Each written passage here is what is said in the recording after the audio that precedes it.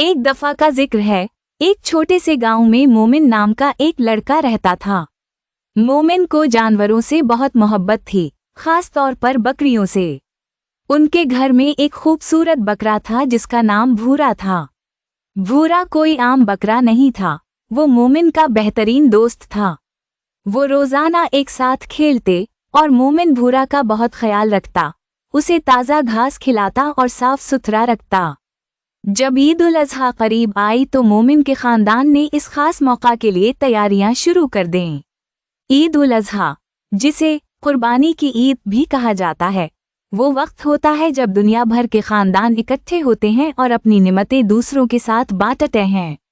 रिवायती तौर पर एक बकरा, भेड़ या गाय की कुर्बानी दी जाती है और गोश्त खानदान, दोस्तों और ज़रूरतमंदों में तकसीम किया जाता है।